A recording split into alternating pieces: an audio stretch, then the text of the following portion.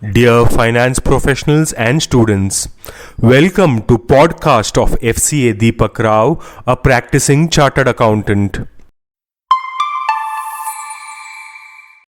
Weekly digest for week 4 of July 2026. Indian banks report robust loan growth driven by corporate demand. Companies are shifting from expensive bond markets to cheaper bank borrowings. This trend is expected to continue for the next 2 quarters. Banks possess healthy balance sheets and strong capital buffers. Loan demand is seen across various sectors like electronics and automobiles. Markets regulator SEBI has empaneled 18 additional firms including Ernst & Young LLP, KPMG Assurance and Consulting Services LLP, Grant Thornton Bharat LLP and Nangya & Co LLP to undertake forensic audits of financial statements of listed companies. The empanelment follows a selection process initiated through a public procurement notice issued on November 2025. The newly selected firms are in addition to the list of forensic auditors published by SEBI in April 2025, according to a notification issued by the regulator on July 15th. The empanelment will remain valid for 3 years from the date of publication of the latest list. Trend's West Side brand plans to open 100 new stores annually. This expansion aims to invigorate growth and reach new markets. The company is also enhancing its online presence and international operations. Artificial intelligence is being integrated to improve design and supply chain efficiency. Trent is under pressure for Westside to pick up the slack as Zudio, its bigger fashion chain focused on lower priced trendy offerings, faces slowing revenue growth as well as fierce competition from conglomerates including Reliance Industries Limited and Aditya Birla Group. India's Petroleum Ministry is developing a policy for ethanol as a mainstream cooking fuel. This initiative aims to reduce dependence on imported liquefied petroleum gas. The government may introduce subsidies to encourage ethanol adoption and build necessary infrastructure. India's significant ethanol production surplus supports this potential transition. Oil companies are researching and developing ethanol-based tows and dispensing systems. Plaza, a quick commerce startup focused on medicine delivery, has raised $15 million in a Series A funding round co-led by Axel, Elevation Capital and Nexus Venture Partners with participation from existing investors All In Capital and Better Capital.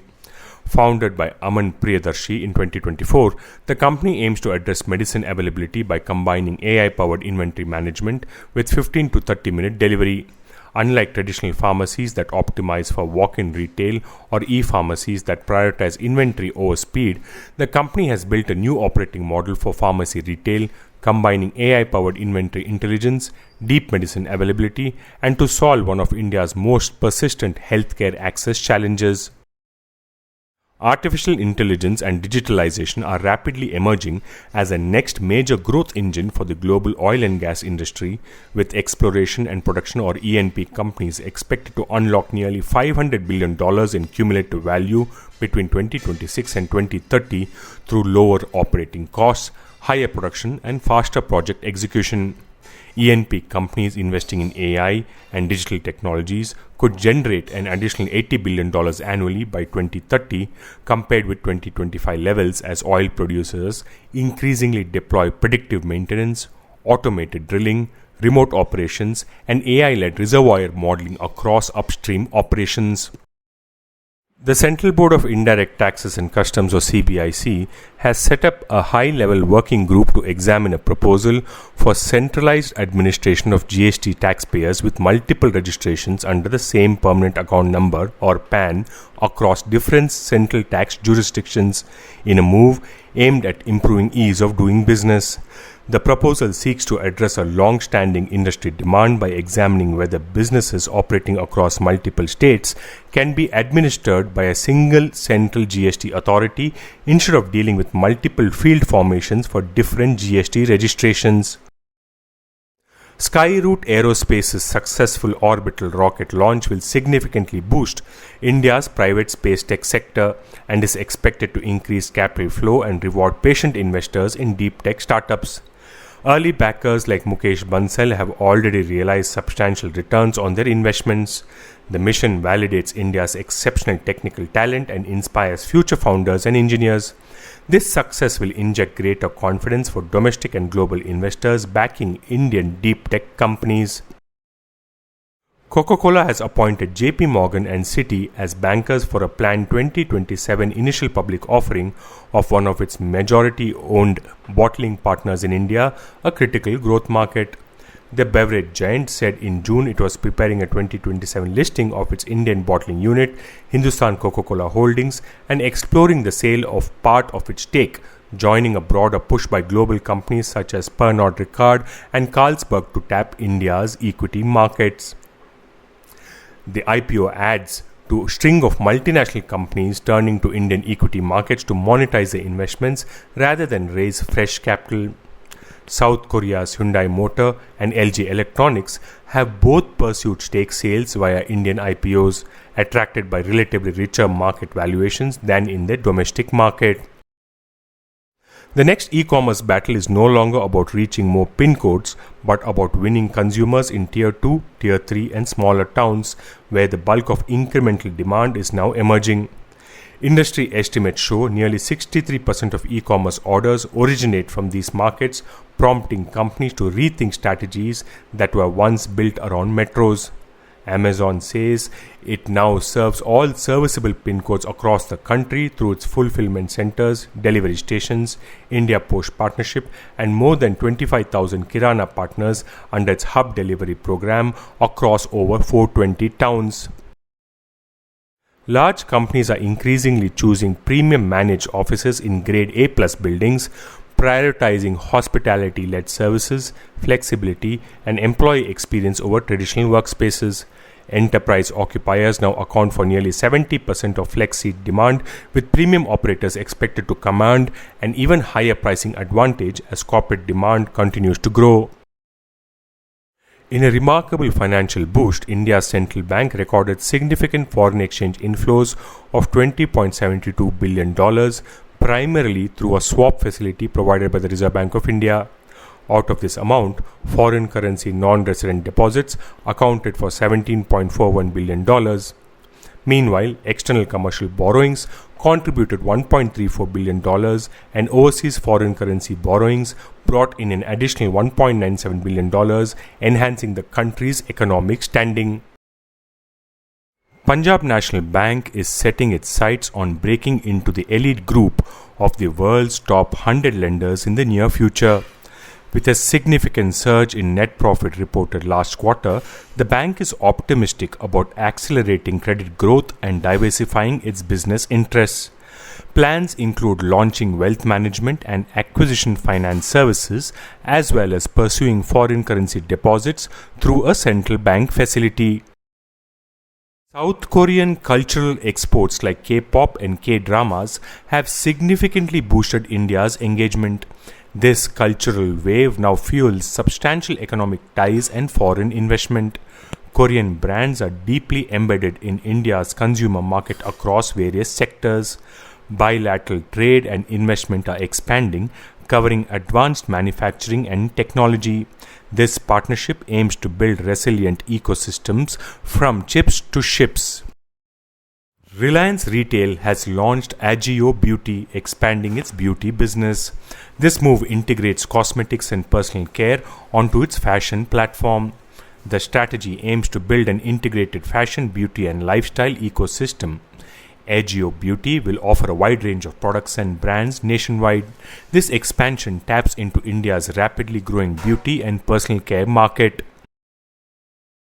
India's gem and jewelry exports saw a significant rebound in June, increasing by 26.5%. Lower international gold prices and improved demand across key markets fueled this strong recovery. Gold jewelry exports, especially studded pieces, emerged as the primary growth driver for the month.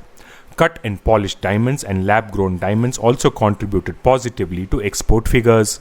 Overall, the sector demonstrates resilience amidst global economic uncertainties and evolving trade environments.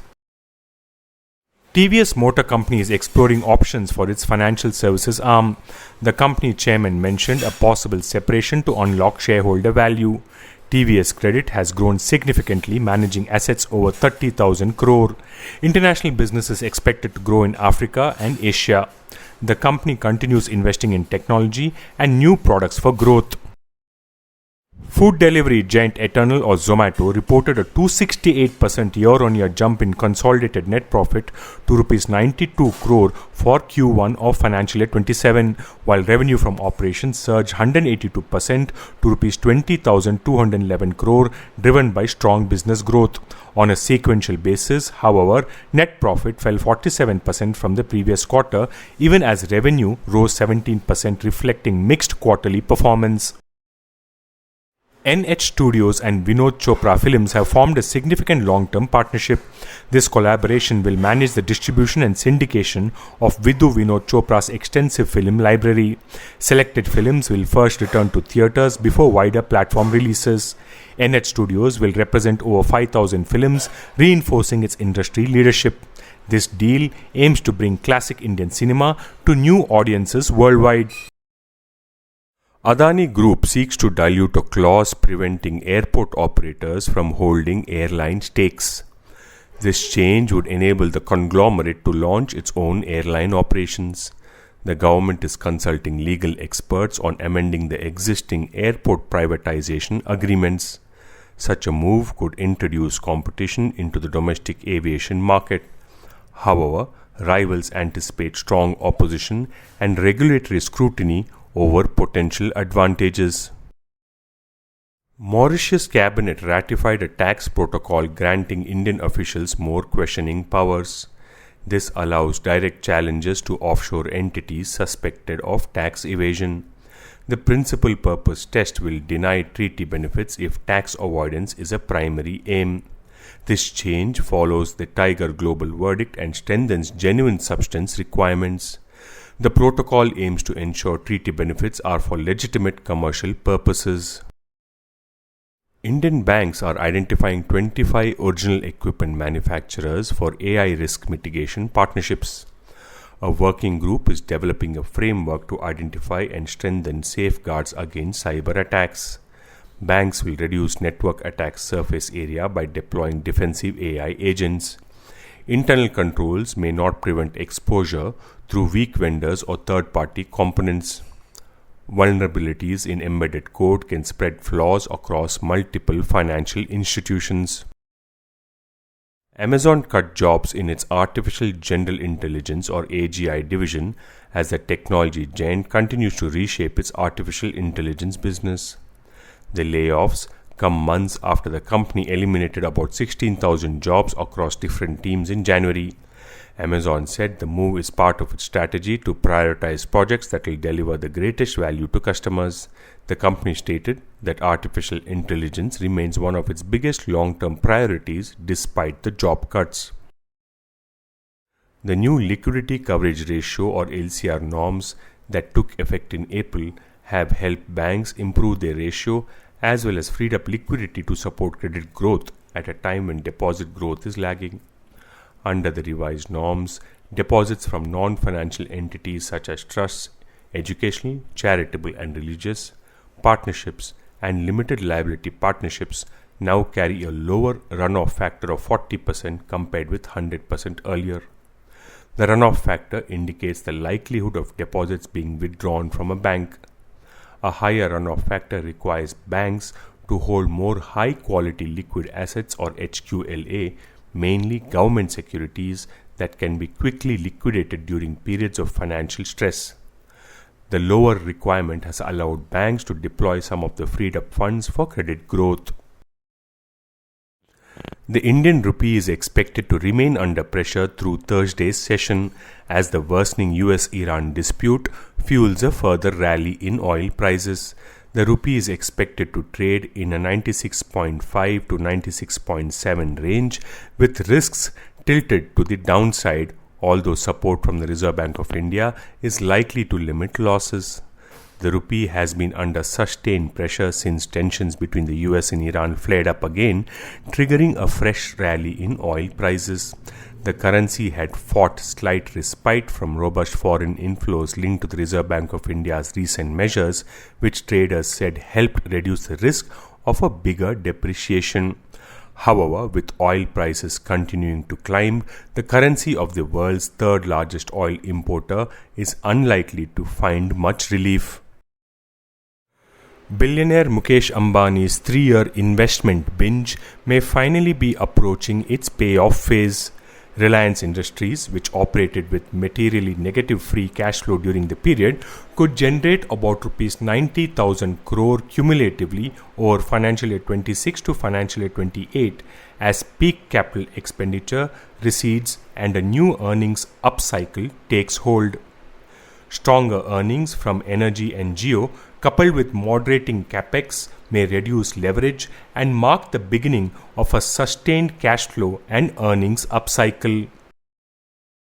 Hindalco Industries plans a substantial Rs 50,000 crore investment over 3 years. An additional Rs 50,000 crore in growth opportunities is currently being evaluated. These investments will significantly enhance capacities across its upstream and downstream businesses. The company is scaling up its copper and aluminium operations to meet rising domestic demand. Novelis's new plant will also strengthen its manufacturing footprint in key markets. SBI Funds Management Limited is planning its first technology-focused fund for private firms as India's largest asset manager follows rivals in bulking up in the fast-growing alternative investment fund industry. The $200 million fund will be co-sponsored with Bengaluru-based venture capital firm 314 Capital Management LLP. The move highlights rising institutional interest in private technology investments as alternative assets gain traction among wealthy investors. Nestlé will receive approximately 3 billion euros from its global water business joint venture. This new company, named Perenel, will house premium water brands and the Nestlé Pure Life business. The transaction is anticipated to conclude during the first half of the year 2027. This move sharpens Nestlé's focus on its higher growth core brands and businesses. The company is streamlining operations in segments facing regulatory and operational challenges. Punjab and Sindh Bank anticipates exceeding its recovery target for the current fiscal year. The bank is actively reducing non-performing assets through various recovery mechanisms. An international banking unit will become operational at Gift City by November. This new unit aims to expand foreign currency mobilization and business. The bank recently reported a significant rise in net profit for the June quarter. Primus Senior Living and HDFC Capital have partnered to create a Rs 2,000 crore platform aimed at accelerating the development of institutional-grade senior living communities across key Indian cities and helping establish senior living as a mainstream asset class. Primus is a luxury senior living and multi-generational housing brand. HDFC Capital, a subsidiary of financial services firm HDFC Bank, is the real estate private equity arm of the HDFC Group. The platform will develop assets across 6 major Indian cities through ownership and rental-led formats, offering flexibility and accessibility to seniors seeking convenience, independence, and community living without the commitments of home ownership. Adani Group's potential airline entry could reshape India's aviation industry, but challenging the Indigo Air India duopoly, which will demand years of investment. Strong airport infrastructure, deep financial resources, and aviation synergies offer advantages, while aircraft shortages, regulatory hurdles, and tough airline economics remain the biggest obstacles. Private equity firm Bain Capital has agreed to acquire UK-based nutraceutical company Vita Biotics, expanding its presence in the global wellness and supplements market. The deal covers Vita Biotics' UK business, India's Mayor Organics, and operations in Africa. The transaction value was not disclosed, but sources said the company was valued between $850 million and $900 million. Wipro Consumer Care is acquiring TTK Healthcare's Good Home and Eva brands for Rs 256 crore. This strategic move expands Wipro's home and personal care product portfolios significantly. The acquired brands reported combined revenues of Rs 148 crore in the last fiscal year. Wipro plans to invest in distribution, innovation, and marketing for these established brands. This acquisition marks Wipro Consumer Care's 17th successful brand acquisition to date. Sun Pharmaceutical Industries Limited announced shareholder approval for its Organon & Co. acquisition. This significant milestone moves the proposed transaction closer to completion. Organon is expected to become a wholly owned subsidiary of Sun Pharma's US arm. The all-cash deal values Organon at an enterprise valuation of $11.75 billion. Regulatory approvals remain a key condition for the finalization of this merger. BNP Paribas Cardiff on Friday said it will acquire a 26% stake in India First Life Insurance from Warburg Pincus subject to regulatory approvals. Post-completion of the transaction, India First Life shareholding will comprise Bank of Baroda's 65% stake, BNP Paribas Cardiff's 26% stake and Union Bank of India's 9% stake. Previously, BNP Paribas Cardiff exited its joint venture with State Bank of India in SBI Life Insurance. Its latest investment in the Indian market follows reforms in the insurance sector and the government's decision to allow 100% foreign direct investment in the sector. India First Life Insurance is a private life insurer that filed draft papers with the Securities and Exchange Board of India for an initial public offering in October 2022 and received the regulator's nod in March 2023. Information and technology major HCL Tech on Friday announced plans to set up its first artificial intelligence data center in Odisha with an investment of Rs 14,257 crore in partnership with sovereign AI startup Sarvam and the Odisha government. The proposed facility, to be located at the upcoming Odisha Sovereign AI Park, will also receive financial assistance from the state government. Alongside HCL Tech will establish a global technology center in Bhubaneswar to develop and deliver AI-powered digital solutions for global enterprises. The center, expected to begin operations in 2028, is likely to have the capacity to accommodate 5,000 people.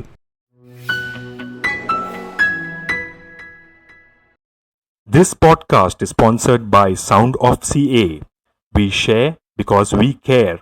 Vande Mataram, Jai Hind.